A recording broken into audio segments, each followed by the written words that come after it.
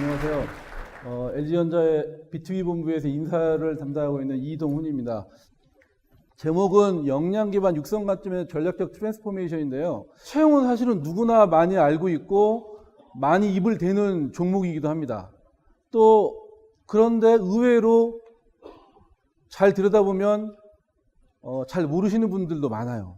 그래서 제가 이제 그동안의 경험이라든가 제 인사이트를 나름대로 녹여서 이런 이제 제목을 좀 붙여봤고요. 제목을 붙이다 보니까 좀 정리하기가 쉽지 않았었는데 여러 내용들을 좀 고려했고 제 인사이트를 좀 뒤쪽에 담았으니까 그 점 좀 참조해 주시면 좋을 것 같습니다. 1번은 그런 패러다임에 대한 일반적인 내용들이고 두 번째는 이제 아티클에서 좀 저희가 베껴온 건데요. 리크루팅 트렌드나 시사점들 제가 좀 정리해봤고 그 다음에 이제 리크루팅과 탤런트 매니지먼트를 좀 비교를 간략하게 해봤는데 이건 역시나 채용 하나로서만 되는 게 아니라 HR의 다른 기능들과 같이 엮여져서 분명히 봐야 된다는 그런 관점이고요.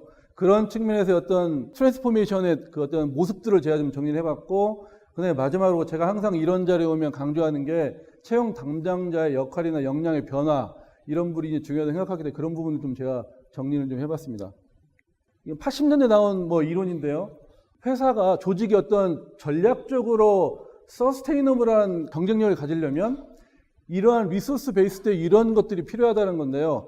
같이 창출을 할 수 있는 사람들이냐, 그다음에 희소성이 있느냐, 모방의 어려움이 있느냐, 대체가 쉽냐 어렵냐 이런 것들인데요. 우리가 사람들을 뽑을 때 필요하기 때문에 뽑죠. 하지만 이 사람이 정말 우리 조직에서 롱텀하게 있을 사람들이냐, 그 다음에 정말 희소성이 있고 모방하기가 어려운 그런 역량이나 어떠한 그 특성들을 가지고 있느냐 이런 것들을 의외로 제대로 깊게 파악해서 뽑지는 못하는 게 현실적인 상황 같습니다.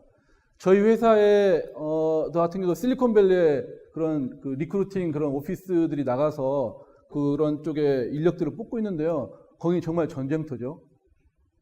몸값도 엄청나게 비싸고 요즘에 인공지능 같은 인력들을 저희도 그 실리콘밸리에서 뽑는데 거기에 담당자하고 저와 같이 일을 했기 때문에 얘기를 해보면 그런 사람들을 찾기가 쉽지 않고 있더라도 데려오기가 쉽지 않죠. 왜냐하면 정말 트렌디하게 그 사람들은 희소성이 있고 비대체성, 모방의 어려움 이런 걸 갖춘 사람들이 있거든요. 그런 데는 정말 많은 돈을 들여야 되는 그런 게 이제 현실인 것 같습니다. 그러나 국내로 이제 좀 들었게 보면 상당 부분 지금은 또 우리나라도 인공지능이라든가 빅데이터라든가 여러 가지 IoT 관련된 인원들 이런 인력들을 뽑는 데 지금 혈안이 되어 있기 때문에 수요가 공급보다 훨씬 더 많은 상황이고요.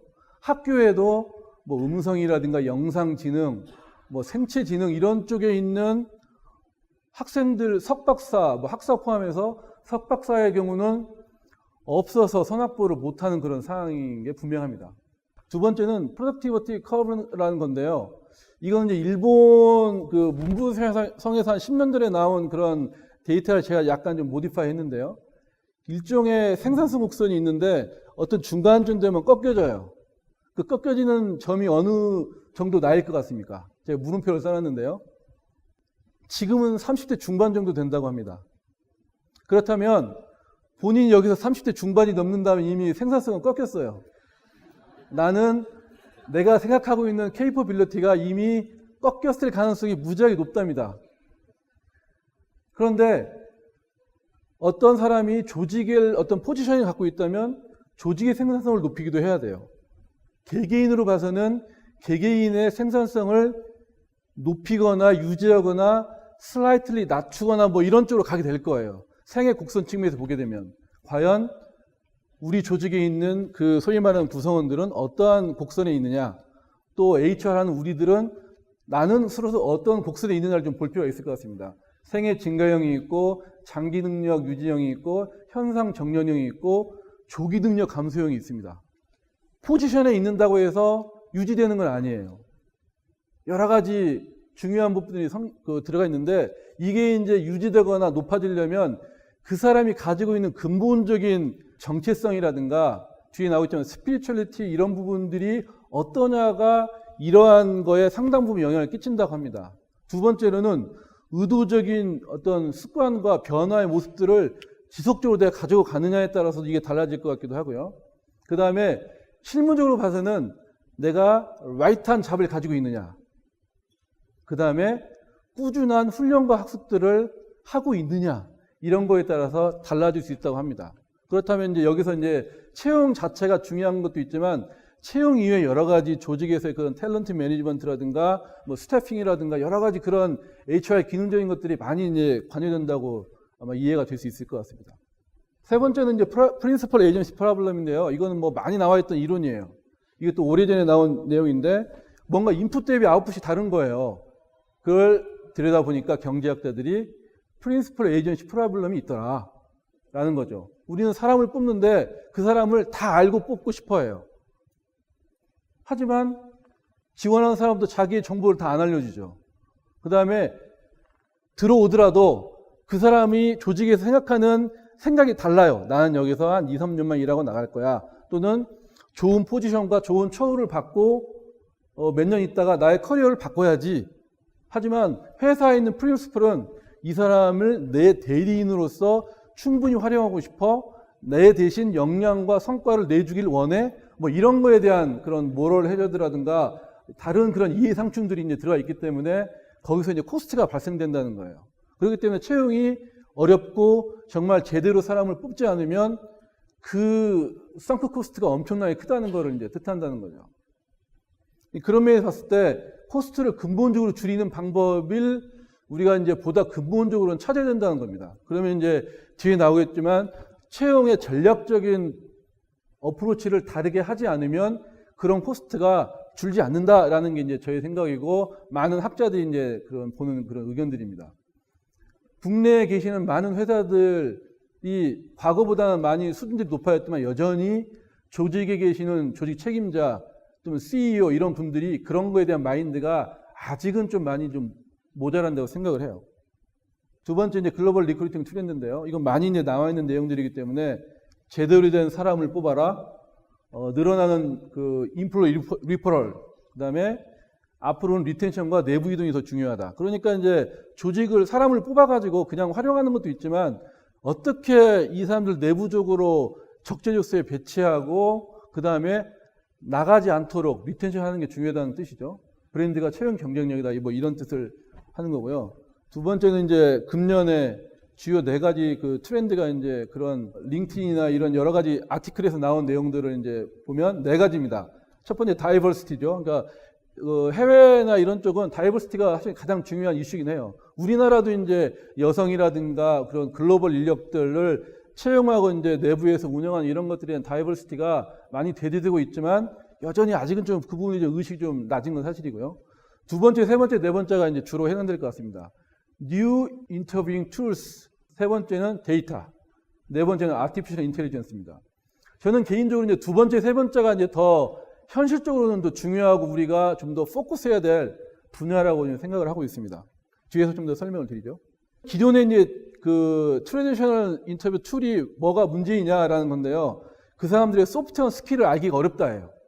우리는 주로 그 사람이 가지고 있는 전문적인 역량, 전문성들을 주로 봅니다. 전문성이 좋다면 그 사람이 가지고 있는 여러 가지 특성이라든가 조직의 적응성, 그 다음에 롱텀하게 일할 수 있을 거냐 이런 것들에 대해서는 간과하는 경향이 있고요. 그런 것들을 잘 파악해내는 툴과 시간 투자를 별로 하지 않으려는 경향이 높습니다.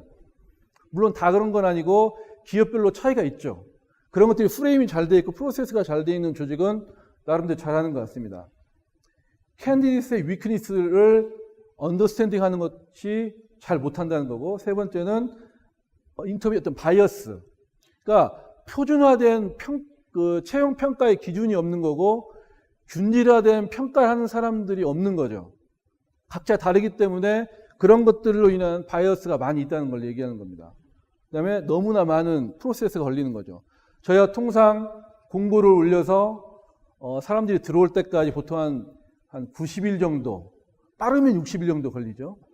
90일 정도 걸리는데 그것도 정말 좋은 사람들이 풀링이 되고 프로세싱이 되게 되면 좋은 사람들이 뽑히지만 그렇지 않다면 그걸 2번, 3번 돌려야 되는 상황이에요. 그렇기 때문에 거기에 들어가는 코스트가 엄청나게 큰 거죠.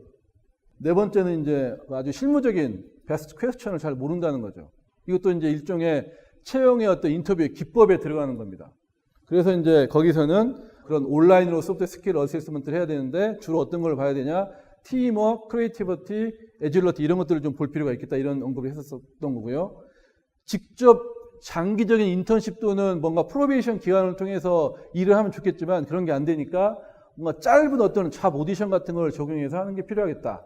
그래서 이제 실제로 그 조직에서 일하는 리얼 워크에 대해서 오디션 같은 걸 테스팅하는 이런 방법들을 쓰면 좋겠다. 뭐 이런 얘기고요. 그 다음에 캐주얼 인터뷰. 일반적인 아주 공식적인 인터뷰 말고 식당에서 밥을 먹으면서 인터뷰 한다거나 저 같으면 저는 수년 동안 인사 인력들을 뽑을 때 저녁 때 음주 면접을 했어요. 음주 면접. 2차 인터뷰를 하고요. 돌려보낸 다음에 저녁에 본인이 사복을 갈아입고 쉴 때쯤 해서 저녁을 같이 먹기 위해서 불러냅니다. 아주 곤욕스럽죠. 하지만 대부분 나옵니다. 사복으로 나오죠. 저희 멤버들과 인터뷰 질문들을 다 짜서 개개인들에게 이제 술을 먹으면서 편안하게 인터뷰 아닌 질문들과 이런 것들 하고 그 사람들을 돌려보낸 다음에 저희가 모여서 랩업을 하죠. 확실하게 드러납니다. 그런 방법들도 썼다는 얘기입니다. 후보자의 핵심을 파악할 수 있는 좋은 방법 중 하나라고 생각해요. 그 다음에 요즘은 이제 그런 VR이라든가 비디오 인터뷰 같은 게 있다는 얘기죠. 그래서 제가 이제 생각하는 거는 어떠한 툴을 활용할지를 결정하기 전에 회사의 채용 활용도라든가 내부 의사결정자의 커미먼트 정도, 그 다음에 내부 조직들의 인터뷰 역량, 프로세스의 적용의 수준 등을 고려해서 적용할 필요가 있겠다. 그 다음에 더 중요한 거는 사실 좀 쉽지 않은 얘기지만 어떠한 역량과 특성을 기반으로 뽑을 건지를 일단 조직이 갖고 있어야 돼요. 그런 게 없다면 사실은 아주 제너럴한 걸로 흐를 수밖에 없겠다는 생각입니다. 그 다음에 하고 난 뒤에 제대로 된 프로세스가 되어서 가고 있는지 명확한 판단에 대한 리플렉션이 필요하다는 측면에 대한 시사점이 있을 것 같습니다. 두 번째는 데이터인데요. 데이터는 정말 대세인 것만 분명합니다. 그래서 뒤에도 제가 얘기했습니다면 과연 우리가 채용을 한 뒤에 그다음에 조직에서 운영하는 구성원들에 관련된 데이터를 가장 많이 보유하고 있는 것이 HR입니다. 하지만 과연 그 데이터를 정말 제대로 쓰고 있느냐가 퀘스천입니다. 채용의 측면에서는 리텐션에도 도움이 되고 그 다음에 스킬 갭들을 평가할 수 있는 거고 그 다음에 여러 가지 이제 다른 오퍼에 도움이 되는 그런 데이터를 활용할 수 있다는 겁니다. 그래서 이걸 볼 때는 여러 가지 채용의 아웃컴들에 대해서 예측할 수 있고 그 다음에 좀 더 스마트하게 리크루팅을 할 수 있는 그런 측면이 있다고 합니다. 그래서 제가 이제 최근에 아주 각광받고 있는 이런 빅데이터 또는 데이터 어널리틱스에 대한 흐름도를 좀 찾아봤는데요. 기본적으로 디스크립티브 어널리틱스가 먼저예요. 여러 가지 데이터들이 축적되어 있다면 그 데이터를 디스크립티브하게 어널리틱스를 해서 이거 현상을 분석하는 겁니다. 두 번째는 이게 이제 인포메이션의 성격이 있는 거죠. 두 번째는 프로젝티브로 갑니다. 예측할 수 있는 걸로 가야 되는데 이렇게 되기 위해서는 이게 이제 좀 더 빅데이터 성격으로 가는 거죠. 과연 그럴 만한 인사이트를 가지고 있으려면 훨씬 더 많은 데이터가 있어야 됩니다. 그 다음에 이제 프리스크립티브 어널리틱스인데 이걸로 가기에는 좀 더 시간이 필요하겠죠. 그렇다면 현재는 저희가 이렇게 디스크립티브한 어널리틱스도 가고 있느냐에 대한 부분에 퀘스천이 있는 거죠. 대기업이나 스몰 미디엄 비즈니스에서는 아마 제 생각에는 최대한 이런 쪽으로 가기 위한 노력들을 해야 될 것 같아요.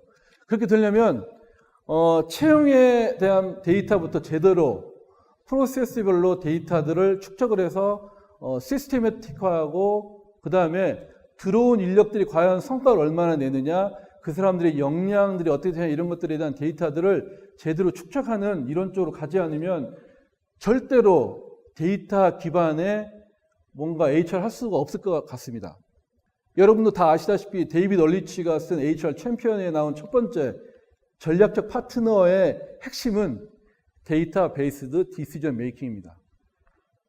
우리는 말로는 전략적 파트너 얘기해요. 그래서 비즈니스 파트너 막 본인이 쓰죠. 하지만 정말 데이터 베이스드로 디시전 메이킹을 하기 위한 노력들을 하고 있느냐고 본다면 아마 그렇지 않을 가능성이 꽤나 높다고 생각합니다. 그래서 그런 데이터 축적을 스탠다드하게 하고 축적을 해서 그거를 적어도 디스크립트하게 어널리틱스 할 수 있는 쪽으로 가져가지 않으면 이런 쪽에 접근은 어려울 거라 생각합니다. 한 5년 정도 이제 저희도 데이터를 축적해 보니까 5, 6년 해보니까 디스크립티브한 어널리틱이 좀 나오더라고요. 제 뒤에서 잠깐 좀 소개를 해드릴 겁니다. 세 번째는 AI인데요. 뭐 AI 뭐 대세긴 하죠. 많은 회사들이 AI 엔진을 통해서 소프트뱅크라든가 그다음에 우리나라 같은 마이다스 IT 이런 데서는 AI 기반의 이런 툴들을 쓰고 있는데 아주 좋은 그런 접근이라고 생각하고요. 필요하다고 생각합니다. 왜냐하면 시간과 코스트가 많이 들기 때문에 그걸 절감을 하고 우리가 할 수 없는 부분들을 해주기 때문에 좋은 부분이 있긴 합니다만 정작 중요한 거는 그걸 통해서 우리가 무엇을 분석을 하고 분석된 내용을 가지고 어떻게 right people을 스크리닝 하느냐는 결국은 사람의 몫인 것 같아요. 그 휴리스틱스는 사람의 몫이기 때문에 AI 쪽으로 가려면은 방금 앞에서 나왔던 그런 데이터 기반의 이런 블라블라블라가 제대로 정비되어 있지 않으면 AI로 접근하는 거는 상당히 좀 모래 위의 성이다라고 생각을 합니다. 앞으로는 어쨌든 많이 쓸 것 같아요. 뭐 채용뿐만 아니라 인력 충원, 성과 관리 등에 쓸 것 같고 이미 그런 기본적인 그 알고리즘, 텐스플로우 같은 이런 기본적인 알고리즘과 SVM 같은 이런 툴들이 있기 때문에 그런 걸 통해서 회사에 맞게 엔진을 적용해서 쓸 수 있을 것 같아요. 저희도 충분히 지금 고려를 하고 있는 상황인데 회사도 여기 써 있다시피 대규모 데이터를 가지고 있지 않다면 지금부터라도 회사 차원의 기준과 스탠다드한 데이터를 만드는 쪽으로 시작을 해야 된다라는 게 기본적인 제 의견입니다.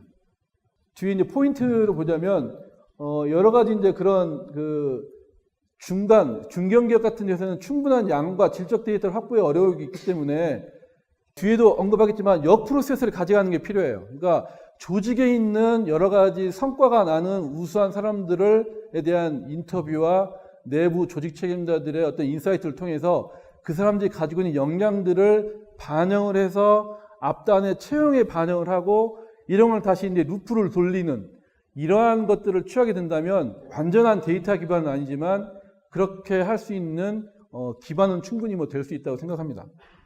리크루팅과 탤런트 매니지먼트의 프로세스가 유사해요. 저는 기본적으로 리크루팅이 6개의 단계로 구분된다고 생각하거든요. 리크루팅, 소싱, 어트랙팅, 셀렉팅, 리테이닝, 온보딩. 탤런트 매니지먼트는 코어 탤런트에 대한 기준을 선정하고 인아웃에 대한 풀링을 하는 부분과 함께 셀렉팅과 인터뷰가 있고 스태핑, 매니징, 그다음에 리테이닝 같은 그런 프로세스가 있는데요. 이런 것들이 채용과 탤런트 매니지먼트는 그닥 다르지 않은 프로세스를 가지고 있습니다. 그렇다는 소리는 채용하는 사람이 탤런트 매니지먼트를 잘할 가능성이 있고 탤런트 매니지먼트의 프로세스를 잘 알고 있는 사람이 채용을 잘할 가능성이 많다라고 저는 생각합니다. 또 거기에 필요한 소위 말하는 아주 베이직한 스킬들도 유사합니다. 뒤에서 좀 더 언급을 좀 하도록 할게요. 채용에 관련된 여러 가지 그 밑에 있는 액티비티들은 회사마다 틀립니다. 그 밑에 액티비티를 제가 좀 대략 해보니까 한 30개 이상의 액티비티가 있는 것 같아요. 뒤에서 언급드리겠지만 HR 하시는 분들은 채용의 각각의 프로세스와 그 밑에 있는 액티비티들에 대한 오너가, 프로세스 오너가 돼야 돼요. 그 다음에 컨텐츠 오너가 되어야만 본인의 전문성을 가지고 뭔가 살아남을 수 있는 그런 역량을 가질 수 있다고 저는 생각합니다. 그 중에 하나는 뭐냐면 프로세스 중심의 운영, 전문성인 인터뷰 스킬, 리텐션 프랙티스, 역량 기반의 평가 기준 적용 등이 필요한 스킬로 매우 유사한데 이러한 스킬을 HR이 가질 수 있어야 됩니다. 프로세스를 정말 잘 알고 있느냐, 그 다음에 인터뷰 스킬이 정말 내가 내재화된 스킬을 가지고 있느냐, 그 다음에 리텐션의 방법론적인 걸 알 수 있느냐, 그 다음에 역량을 잘 알고 역량 기반의 평가를 적용할 수 있는 전문성이 있느냐, 이런 것들이 이제 채용하는 담당자에게 요구되는 아주 기본적이지도 아주 필수적인 역량을 생각합니다. 근데 죄송하게도 아직도 이런 것들을 간과한 HR 책임자들이 많다라고 저는 생각하고요. 동일한 선상에서 채용과 탤런트 매니지먼트를 같이 고려해야 된다고 생각합니다. 제가 왜 이런 얘기를 하냐면 제가 이제 그런 하이브리드한 조직을 좀 운영을 했었어요. 조직 내 핵심인재 육성을 하기 위해서 채용을 한 분들과 HRD에 계신 분들, 그 다음에 조직 문화에 계신 분들을 같이 묶어서 하이브리드한 조직을 한 3년 정도 만들어서 운영을 했었어요. 거기서 여러 가지 그런 뒤에도 말씀 좀 드릴 텐데 어세스먼트 센터에 대한 평가 기준과 툴들을 만들고 그거를 런칭하고 그 조직에 선발된 육성된 사람들에게 육성에 대한 포인트를 제공하고 커리어 디벨롭먼트 프로세스를 적용해서 관리하는 이런 일련의 과정들을 전체적으로 다 디플로이를 해봤는데 채용의 그런 것과 크게 다르지 않았고 아주 많이 도움이 됐다는 게 이제 제 그동안의 경험이었었습니다. 그런 측면에서 전략적 채용의 트랜스포메이션이 사실은 뭐 특별히 다른 건 아니고요. 세 가지 관점, 프로세스 베이스드, 케이퍼빌리티 베이스드, 데이터 베이스드로 뭔가 좀 구분을 해서 채용의 기본적인 그 프로세스에 녹여서 뭔가 플러팅이 될 필요가 있겠다라는 측면입니다. 녹색 같은 경우는 우리가 좀 더 중요하게 적용할 수 있는 직무 배치나 성과 예측에 대해서도 나중에 적용해 볼 수 있을 것 같고, 그 다음에 케이퍼빌리티 측면에서는 필요 역량이나 스킬이나 이런 소싱 전략들을 잘 적용해서 소싱과 어트랙팅에 녹이는 것, 이런 것들이고, 프로세스 측면에서는 소싱 채널의 다변화라든가 멀티 스텝, 멀티 레이터 이런 것들을 적용하는 것들, 여러 가지 그런 기존에 하지 않았던 프로세스들을 이러한 그 관점으로 녹여서 적용하는 게 이제 필요하다고 생각을 하고 있는 거고요. 두 번째로는 이제 아까 말씀드렸다시피, 우리는 그렇게까지 뭔가 준비할 수 있는 여력과 조직이 안 돼 라고 한다면, 아까 제가 말씀드렸다시피 조직에 있는 구성원들, 성과를 내고 있는 잘하는 사람들로부터 거꾸로 그러한 데이터들을 끌어내서 채용에 적용할 수 있는 이런 일련의 과정들을 한다면 유용하게 어떤 그 리크루팅과 탤런트 매니지먼트 이런 것들이 일관성 있게 연결될 수 있는 틀이 될 거라고 저는 생각을 합니다. 그게 이제 중요한 포인트라고 생각하고 그런 관점에서 접근할 필요가 있다고 생각을 합니다. 그러한 것들에 대한 이그젬플을 제가 좀 간단히 좀 들어보도록 할 겁니다. 뭐 이런 비즈니스 사이클에 대한 소싱 채널들이 이제 여러 가지가 있어요. 스타트업이냐, 그로스냐, 어떤 머추에 대한 기업이냐에 따라서 소싱 채널을 어떻게 다변화할 것인지가 나올 수 있을 것 같고요. 두 번째로는 소싱 매트릭스 같은 건데요. 신입이냐, 경력이냐, 국내나 해외에 따라서 실제로 소싱 할 수 있는 전략적인 접근 방법도 이제 다르게 될 수 있을 거라고 생각합니다. 그런 매트릭스로 어떤 소싱의 어떤 관점들을 볼 필요가 있다라고 보시는 측면에서는 도움이 될 거라고 생각합니다. 이게 이제 저희 회사의 데이터인데요. 신규 입사자들의 인성을 한 5, 6년 동안의 데이터들을 축적을 해봤어요. 그래서 이거를 R로 돌려봤더니 이러한 특성이 나타났어요. 여기 보시면 몇 개 정도 위에 그 평균, 이건 박스 플롯인데 평균이 좀 높게 되어 있는 것들이 역량이 그래도 높은 거예요. 이건 뭐냐면 우리 회사에 들어온 사람들의 역량을 보니까 이러한 역량의 특징을 갖고 있더라 합니다. 그래서 한 두세 개 정도가 아주 특징적인 역량들이 있어요. 근데 한 가지 특징은 전체 평균이 높은데 박스 플롯이 아주 넓게 펴져 있는 두 개 정도가 있는 역량이 있습니다. 이걸 뭘 뜻하냐면은 여기 있는 사람들의 역량을 가진 사람들이 회사에 들어왔는데 이거는 되게 높고 낮은 사람들이 넓게 펴져 있기 때문에 이 사람들의 변별력을 가지기가 어렵다가 여기서의 시사점입니다. 만약에 여기 있는 B라는 그 역량이 실행력이라고 칩시다. 실행력이 괜찮은 사람들이 우리 회사에 많이 들어왔다는 걸 뜻하는데 그렇다고 실행력이 높은 사람이 우리 회사에서 일을 잘할 수 있다라고 하는 성과 예측력을 라고 얘기하기 어렵다는 거죠. 왜냐하면 편차가 너무 크기 때문에 그러한 시사점이 있는 겁니다. 근데 그것만큼 좀 부족해요. 직무를 좀 구분해 봤어요. R&D와 거기 밑에 있는 직무를 구분해 봤더니 이러한 역량들의 1, 2, 3, 4, 5가 달라지더라 이거죠. 같으면서도 다른 부분이 있습니다. 그래서 각 직무에 다르게 적용할 수 있는 참고 자료가 된다고 생각합니다. 이런 것들이 이제 디스크립티브 어널리틱스에 들어가는 거예요. 통계 패키지 R로 충분히 돌릴 수 있습니다. 그 소리는 뭐냐면 HR 하는 사람들이 통계 패키지 R 정도는 손바닥으로 굴릴 수 있어야 된다 뜻이에요. 그래야만 전문성을 가지고 좀 더 서스테이너블한 컴피터티브 어드밴티지를 가지고 있다고 생각합니다. 그걸 가지고 저희가 이제 프로세스 베이스드로 어세스먼트 센터와 역량 기반의 인터뷰 프로세스를 다 만들었어요. 다단계 스텝으로 해서 역량들을 적용해서 공통 역량과 이런 것들을 다 만들고 기술 역량에 적용을 하고, 그 다음에 중요한 거는 제가 아까 말씀드린 인사하는 사람들이 인터뷰 스킬이 없더라 이거죠. 뒤에 가서 간사만 하고 정리만 해요.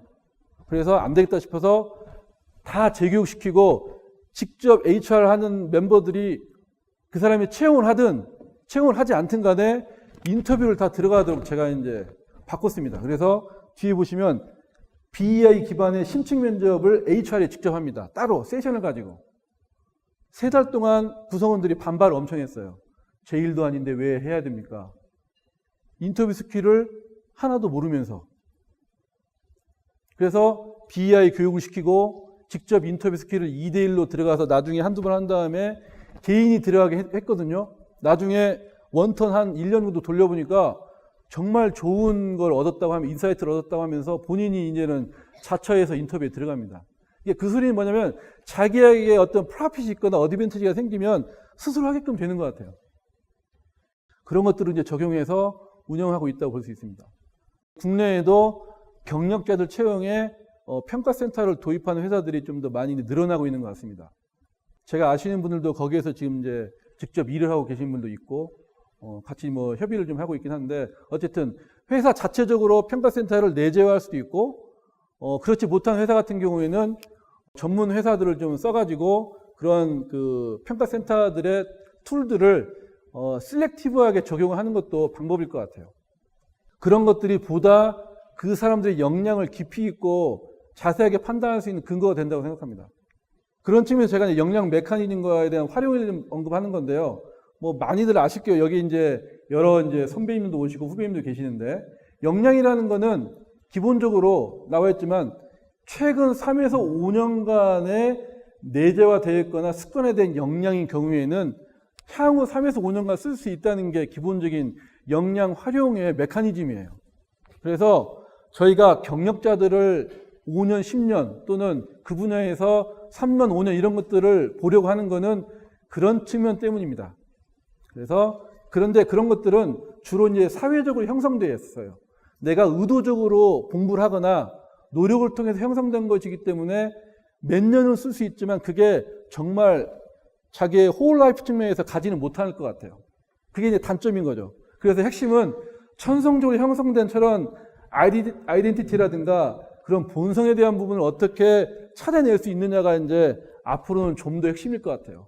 그렇게 되려면 좀 더 그 행동 기반의, 그 다음에 구조화된, 그 다음에 평가센터 같은 쪽으로 좀 더 시간과 코스트를 투자해야만 저는 이제 그거를 들 수 있을 거라 생각합니다. 그래야 아까 가장 앞서서 말씀드린 정말 비모방, 비대체, 그 다음에 어떤 희소성 이런 사람들이 조직에서 롱런할 수 있는 그런 것들이 될 수 있는 그런 연계성을 가질 수 있다고 생각을 합니다. 제가 이제 아까 말씀드린 조직에서 일을 하다 보니까 역량들을 끄집어내서 앞에 뭔가 적용한다고 했잖아요. 그런 걸 좀 해봤어요. 자, 소프트웨어 같은 경우에 핵심 역량을 가지고 정말 성과를 잘 내는 사람이 어떤 사람입니까를 제가 아주 많은 서비를 통해서 해보니까 3가지로 구분이 됐습니다. 첫 번째, 프로그래밍 파워가 있어야 된다. 두 번째, 도메인 날리지가 있어야 된다. 세 번째, 컬래버레이션을 잘하는 사람이 성과를 내더라 라고 하는 것들을 휴리스틱스로 파악을 했습니다. 이런 것들이 실제로 새로운 채용 프로세스에 적용될 수 있는 거죠. 제가 이런 것들은 이제 소프트웨어 계시는 개발자분들하고 좀 검증을 해봤더니 실제로 대체로 동의를 한다고 이제 얘기를 하시더라고요. 앞서 말씀드렸다시피 채용 프로세스와 단계별 핵심 컨텐츠에 오너가 돼야 된다. 단순 프로세스를 운영하는 것은 지향해야 됩니다. 두 번째는 인터뷰 스킬, 어널리틱스 분석 전문성을 보유해야 된다. 구조화된 인터뷰, 행동 기반의 인터뷰 이런 것들을 돈 들여서 좀 공부하면요, 그리고 실제로 현업에서 연습을 하게 되면 전문성을 좀 보유할 수 있습니다. 우리는 충분히 필드에서 경험할 수 있는 그런 기회가 많기 때문에 충분히 될 수 있을 거라 생각하고요. 유관 HR 기능 경험자면 더 좋을 거라 생각합니다. 그다음에 어학, 협상, 설득, 기획력 등의 기본 역량을 보유해야 되고, 그다음에 이제 우리가 해야 될 부분 중에 하나가 조직에 있는 면접관이라든가 그분들의 역량과 자세들을 좀 높일 수 있도록 지원해야 한다는 게 HR의 어떤 그 해야 될 일이라고 생각합니다. 이상 마치도록 하겠고요. 장시간 고생하셨습니다.